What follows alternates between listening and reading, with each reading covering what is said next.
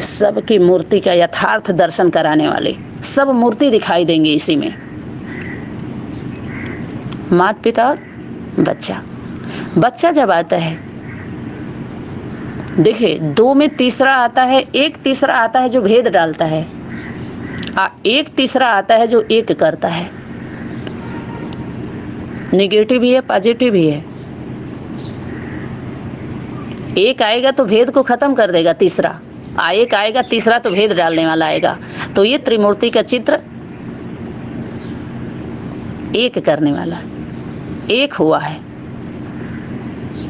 अविनाशी है, अनादि है, जन्म जन्मांतर के लिए है। अनेक अनेका जन्म जन्मांतर की बात थी। यहाँ पर 83 जन्म, 84 जन्म, 21 जन्म, 42 जन्म की नहीं, जन्म जन्मांतर की बात थी। सतयुग से भी पहले पुरुषोत्तम संगम युग की बात थी, जहाँ माता पिता और बच्चे हैं। बच्चों के लिए कौन आए हैं?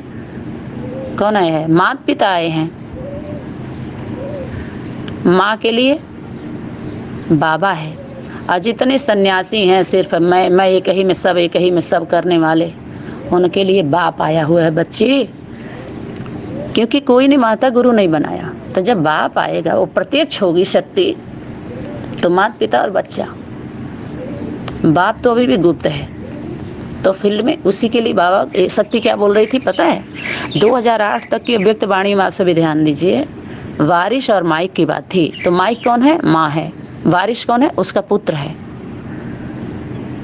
जो अधिकारी है।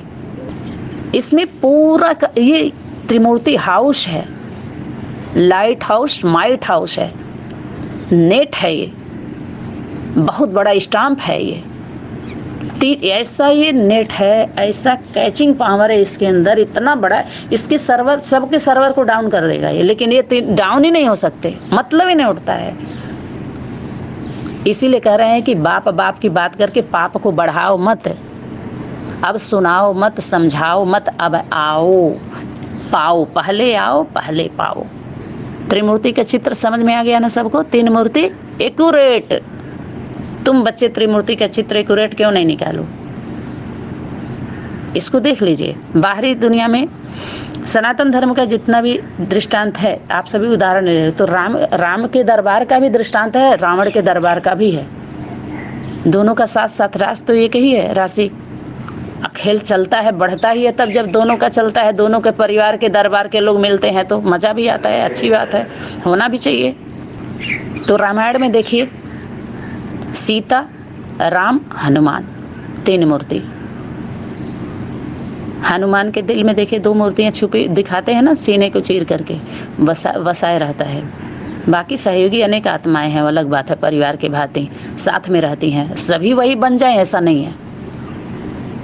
यही तीनों है महारथी त्रिमूर्ति। समझ में आया? बाकी सब घोड़े सवार, पैदल यात्रा करनी है, कूद लो घोड़े पर बैठ करके, खूब नहा धो के पहन ओढ़ करके।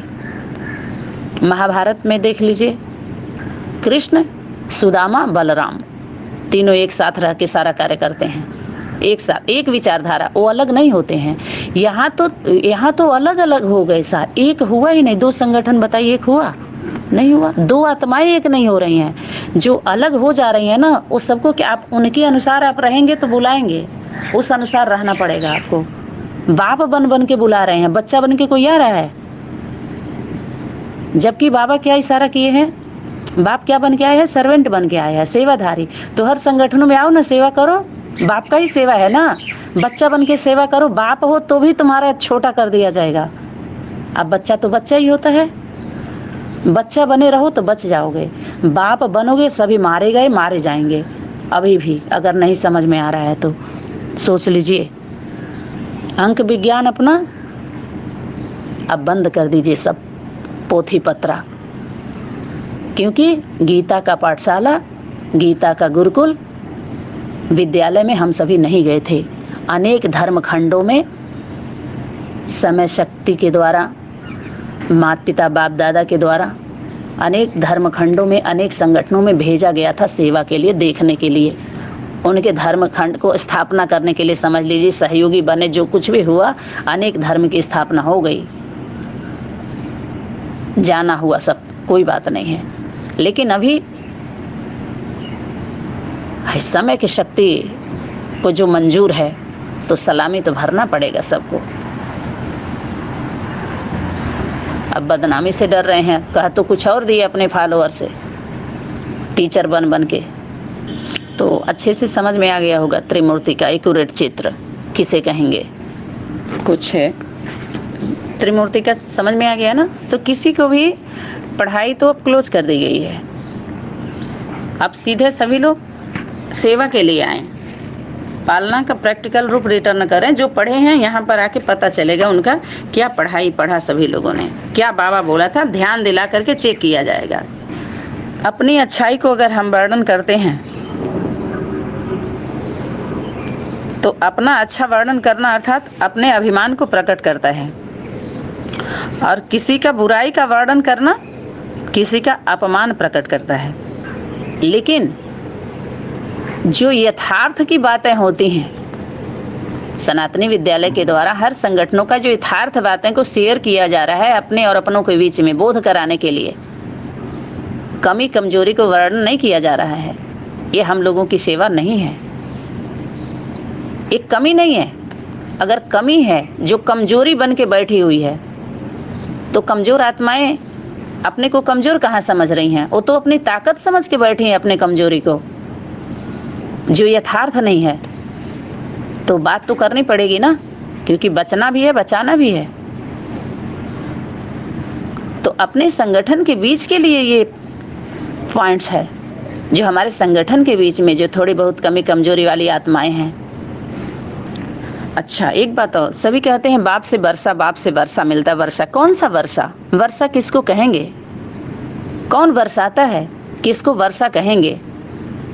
ये थोड़ा समझना है, इस पर भी प्रकाश डालना है। बहुत बड़ी बीमारी लग गई है, बाप से वर्षा मिलता है, बाप से वर्षा मिलता है। कौन सा वर्षा? किसको क्या मिला? जब वारिस एक ही है तो उस वारिस को वर्षा मिलता है, अर्थात अधिकार मिलता है, अथॉरिटी दी जाती है उसको, बाप देता है बस। बाकी बच्चा बन गए तो मिलना क्या है ही है। कोई बाप कोई बेटा मांगता है क्या कि पिताजी मर जाइएगा ना तो अपनी प्रॉपर्टी हमको थोड़ा दे दीजिएगा? भीख में नहीं मिलता है, दान में नहीं मिलता है। अधिकार तो अधिकार होता है, कर्म करना पड़ता है, सिर्फ कर्म के साथ अधिकार जुड़ा हुआ होता है।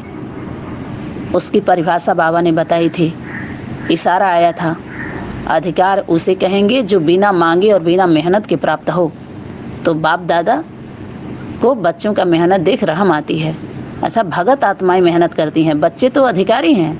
ईमानदारी से सेवा करिए आप, मन वचन कर्म में एक हो करके। आपका अधिकार स्वतः ही है, मांगने की ज़रूरत नहीं है।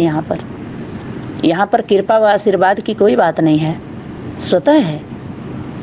धूप के आप रूम में बैठ करके धूप मांगो, नहीं मिलेगा। बाहर आ जाइए, बैठ जाइए, स्वतः मिल रहा है आपको सब कुछ। ऐसे ही इन सब चीज़ों से, छोटी छोटी बातों से जो हद में बंधक बने हुए हैं, इनसे बाहर आइए, ऊपर उठिए थोड़ा। तो कहाँ ऊपर उठना है, कहाँ बेहद का पॉइंट लेना है, कहाँ हद का लेना है, ये सब बातों को थोड़ा सा यहाँ पर क्लियर किया जा रहा है, बोध कराया जा रहा है, स्मृति दिलाई जा रही है, समर्थी लाने के लिए जो विस्मृति हो गई है। बाबा बोलते हैं कि बाप आकर के ऊपर से कुछ नहीं लाते हैं, नीचे है जो भूल गए हो ना, याद दिलाते हैं बस। ठीक है, तो थोड़ा गंभीरता के गुण धारण करो, सीरियस हो जाओ, उसमें सभी मार्क्स जमा हो जाएंगे।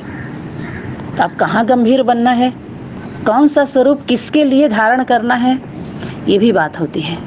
अगर सनातनी विचारधारा में जाएंगे, सनातनी धारणा में जाएंगे, तो मुरली बता दी गई है कितने के लिए है। कितनी देवियां हैं? 7 बहिना बोलते हैं, 9 देवियां बोलते हैं।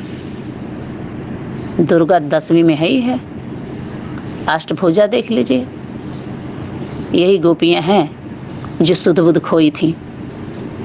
बाकी इतने लोग मुरली का लेबल लगा के, बाप रे बाप, मुरली मुरली मुरली, इतनी मुरली होती है, इतनी की मुरली होती है, इतने के लिए मुरली होती है। अरे जो सुध बुध लोक लाज सब भूल गए, लोक लाज छोड़ी छोड़ी भागी सब दौड़ी दौड़ी, मानो मनमोहन कहीं बांसुरी बजाई है।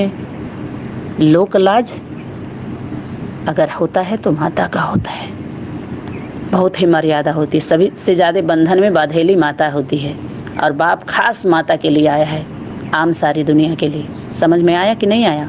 प्रत्यक्ष होना पड़ा था भगवान के स्वरूप को, जब द्रौपदी की चीरहरण हो रही थी तो तब प्रत्यक्ष हुए थे। असुरों का या तो अंत होता है, दिखाते हैं अंत के समय, जब अत्याचार, पापाचार, भ्रष्टाचार बढ़ जाता है तो उसका नाम ले लेकर के जो इतना कुछ हुआ, तो उस शक्ति को प्रत्यक्ष तो होना पड़ेगा। तो कौन से स्वरूप में कैसे होना पड़ेगा आप देख लीजिए। तो वो 3 मूर्तियाँ एक साथ होती हैं।